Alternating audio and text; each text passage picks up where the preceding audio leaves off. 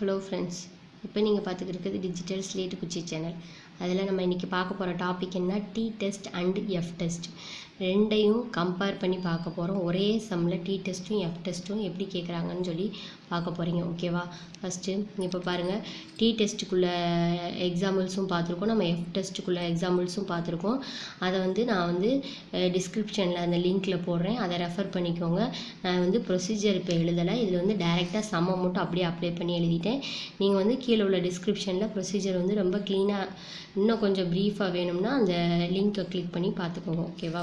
இப்போ என்ன கொடுத்துருக்காங்க, the nicotine contents in 2 random samples of tobacco are given below. Sample 1 21 24 25 26 27, sample 2 22 27 28 30 31 36. Can you say that 2 samples came from the same population? தான் கொடுத்துட்டாங்களா. 2 samples, 2 samples, அதாவது F டெஸ்ட்டும் D டெஸ்ட்டும் நீங்கள் எடுக்கணும்னு சொல்லி கொடுத்துருக்காங்க. சரியா? இதுதான் சம்மு. இந்த மாதிரி சம்மும் கேட்பாங்க. உங்களுக்கு கேட்டால் உங்களுக்கு எழுத தெரியணும். அது எப்படி ரெண்டையுமே ஜாயின் பண்ணி எழுதுறதுன்னு உங்களுக்கு இந்த சம் மூலமாக நான் சொல்கிறேன். பாருங்கள், ஃபஸ்ட் எடுத்தோன்னே we have to verify that the 2 samples have been drawn from the same normal population. We use the F test. அதாவது 2 samples, 2 samples கொடுத்துருக்காங்க. ஸோ நம்ம 2 samples-ஐயும் நம்ம எழுத போகிறோம். சரியா? சேம் நார்மல் பாப்புலேஷன், அதனால் நம்ம எஃப் டெஸ்ட்டும் டி டெஸ்ட்டும் எடுக்கணும்னு சொல்லி இதில் போட்டிருக்கோம். ஓகேவா? அவ்வளோதான், வேறு ஒன்றுமே இல்லை. இது அப்படியே எழுதிக்கோங்க. எல்லா சம்முக்குமே இது காமனானது தான். அதுக்கடுத்து நல் ஹைபாத்தசிஸ், இதுவும் எல்லா சம்முக்கும் காமனானது தான். H0, the 2 samples are drawn from the same normal population. இதில் என்ன எழுதுவோம், இது எஃப் டெஸ்ட்டுக்குள்ளது. சரியா? இது எஃப் டெஸ்ட்டுக்குள்ளது, இது டி டெஸ்ட்டுக்குள்ளது. அந்த லிங்க்கை பாருங்கள், உங்களுக்கு புரியும். சரியா? Sigma 1 square equal to sigma 2 squared, இது மியூ 1 ஈக்குவல் டு மியூ 2.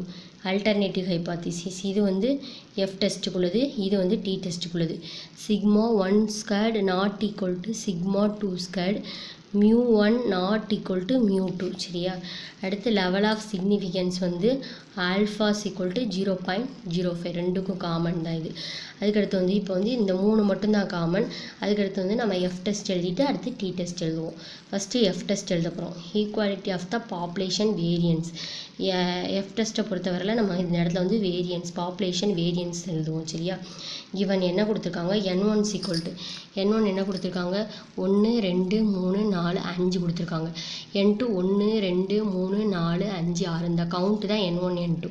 1 2 3 4 5, 1 2 3 4 5 6. சரியா? அப்போ n1 ஈக்குவல் டு 5 எழுதிக்கோங்க, n2 ஈக்குவல் டு 6ன்னு எழுதிக்கோங்க. அதுக்கடுத்து இது ஃபார்முலா.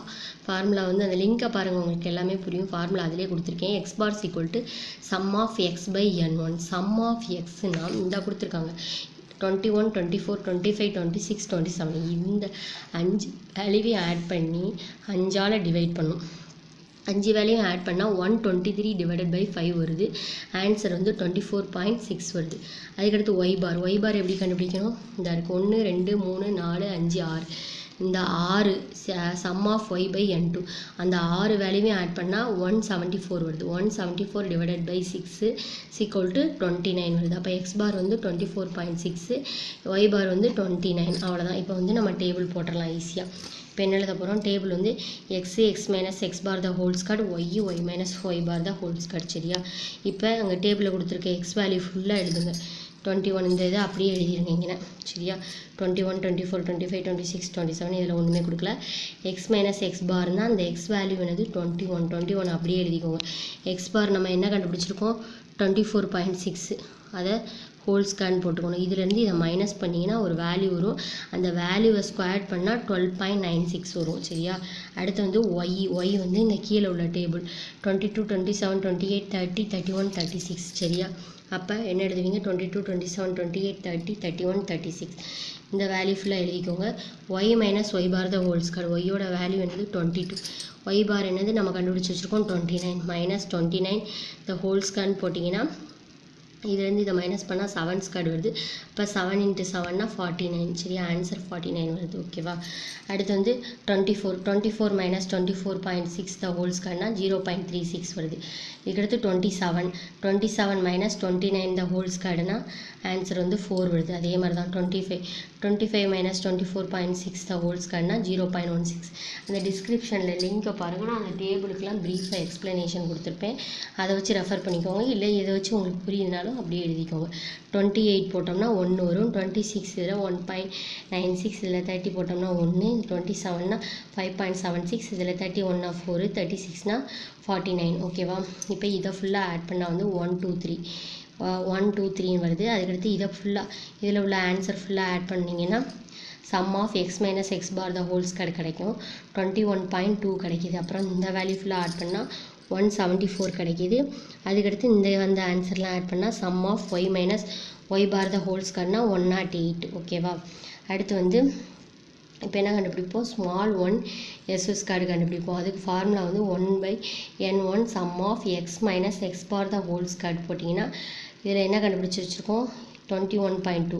இந்த வேல்யூ வந்து என்னது 21.2. சரியா? அதுக்கடுத்து வந்து n1ஓட வேல்யூ வந்து 5 எழுதியாச்சா? அதுக்கடுத்து s2க்கு வந்து இந்த கண்டுபிடிச்சி வச்சுருக்கோம் 108. n2ஓடது வந்து 6. அப்போ வந்து இதுலேருந்து இதை டிவைட் பண்ணால் 4.24 கிடைக்கிது. இதுலேருந்து இதை டிவைட் பண்ணால் 18 கிடைக்கிது. சரியா? அவ்வளோதான், அதை அப்படியே வச்சுக்கோங்க. ஸ்மால் s1 s2 கண்டுபிடிச்சாச்சு. அதுக்கடுத்து இதில் என்ன கண்டுபிடிக்கணும், டெஸ்ட் ஸ்டாட்டிஸ்டிக்ஸ். இப்போ பெரிய s1 ஸ்கொயர் கண்டுபிடிக்க போகிறோம். ஸ்மால் s1லேருந்து n1 s1 square divided by n1 minus 1. இப்போ n1ஓட வேல்யூ என்னது 5. அதுக்கடுத்து இங்கே ஸ்மால் s1 நம்ம வந்து இங்கே என்ன கண்டுபிடிச்சி வச்சுருக்கோம், 4.24. அப்போ அதை எழுதிக்கோங்க.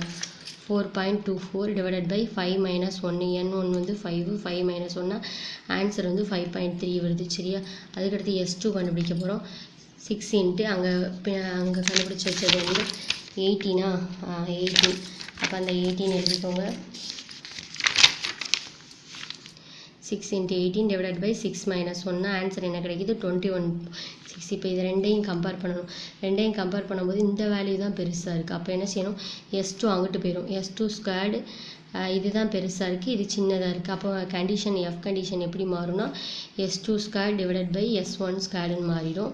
அப்புறம் ஆன்சர் வந்து இதை ஃபஸ்ட் எழுதணும், 21.6 டிவைடட் பை 5.3. அந்த லிங்க்கை ரெஃபர் பண்ணுங்கள், இன்னும் கொஞ்சம் கிளியராக புரியும். சரியா? அந்த ப்ரொசீஜர் பார்த்துக்கிட்டிங்கன்னா அடுத்து கால்குலேட்டட் எஃப் எப்படி எழுதுவோம், இதுலேருந்து ஆன்சர் இது ரெண்டையும் டிவைட் பண்ணால் 4.07 கிடைக்கிது. டிகிரிஸ் ஆஃப் ஃப்ரீடம் வந்து இந்த மாதிரி வந்துச்சுன்னா கண்டிஷன் வந்துச்சுன்னா டிகிரிஸ் ஆஃப் ஃப்ரீடம் வந்து n2 மைனஸ் 1 n1 மைனஸ் 1 வரும். சரியா? அந்த ப்ரொசீஜரை பாருங்கள் ஒரு டைம். சரியா? n2 மைனஸ் 1னா 5, n1 மைனஸ் 1னா 4 வருது. அப்புறம் டேபிளேட்டட் எஃப் எப்படி கண்டுபிடிப்போம், எஃப் இது வந்து எஃப் ஆல்பா வி. ஓகேவா?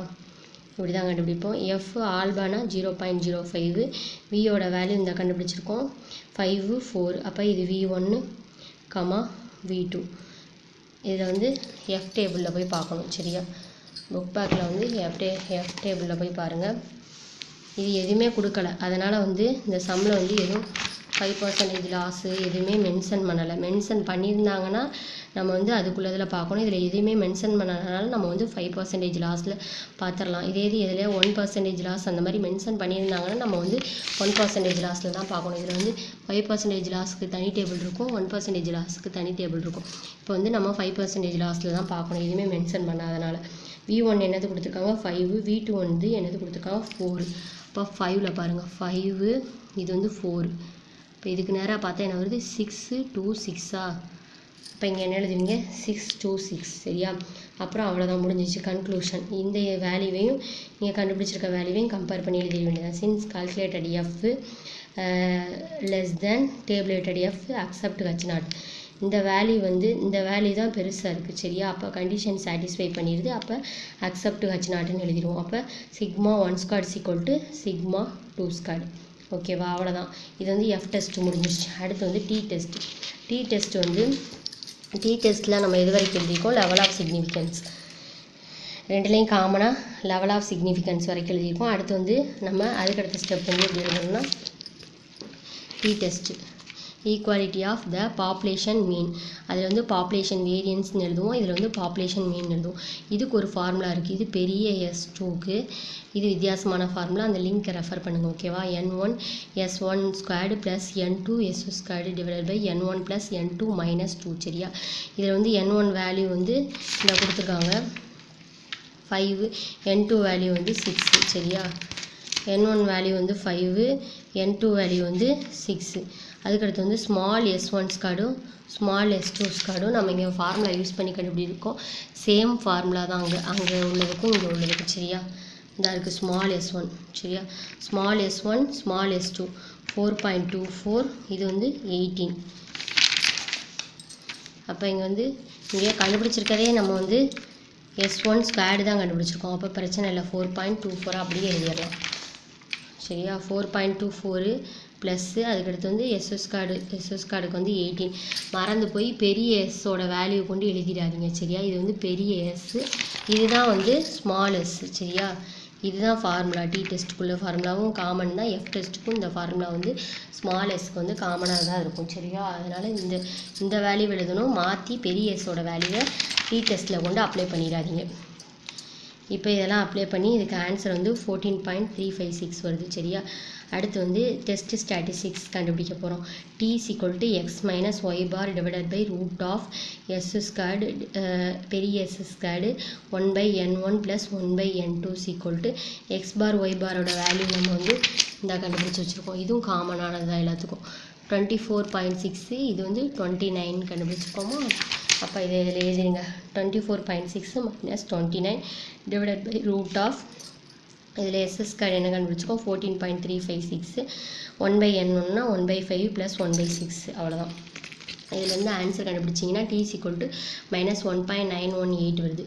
அதுலேருந்து கால்குலேட்டட் மாடுலஸ் டி, இந்த மாதிரி மாடுலஸ் டி இந்த மாதிரி கோடு கொடுத்துட்டாங்கனாலே அதில் வந்து உள்ள அந்த நம்பரை கொண்டு வரும்போது பாசிட்டிவ் சைன்னாலும் நெகட்டிவ் சைன்னாலும் என்ன நெகட்டிவ் சைன் போட்டிருந்தாலும் சரி பாசிட்டிவ் சைன் போட்டிருந்தாலும் சரி, ஆனால் நீங்கள் வந்து இதில் பாசிட்டிவ் தான் எழுதணும் சரியா. நெகட்டிவை விட்டுறணும்.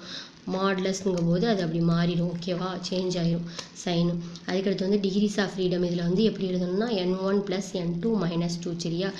அதுலேருந்து n1 + n2னா n1ஓட வேல்யூ என்னது உங்களுக்கு 5 and 6, 5 + 6னா 11, 11 - 2னா 9 சரியா. அப்போ டிகிரிஸ் ஆஃப் ஃப்ரீடம் வந்து 9 கண்டுபிடிச்சாச்சு. அதுக்கடுத்து வந்து டேபிளேட்டட் டி கண்டுபிடிக்க போகிறீங்க. டேபிளேட்டட் டீனா டி ஆல்பா வி கண்டுபிடிக்கணும். வி தான் டிகிரிஸ் ஆஃப் ஃப்ரீடம் சரியா. அப்போ இங்கே வி தான். அப்போ டி ஆல்ஃபாவோட வேல்யூ வந்து 0.05, வி வந்து 9 கண்டுபிடிச்சிருக்கோம். 9 = இப்போ வந்து என்ன பார்க்க போகிறீங்க டேபிளில். இதுலேயும் எதுவுமே மென்ஷன் பண்ணல, அதே சம் தானே, அதனால் 0.05. இதில் வந்து காமனானது தான், ஒரு டேபிள் தான் இருக்கும், அதனால் உங்களுக்கு பிரச்சனை இருக்காது சரியா. இப்போ எப்படி கண்டுபிடிக்கணும் பாருங்கள். உங்களுக்கு என்ன கொடுத்துருக்காங்க, டிகிரிஸ் ஆஃப் ஃப்ரீடம் வந்து 9 கொடுத்துருக்காங்க. Decrease of ஃப்ரீடமில் 9ல்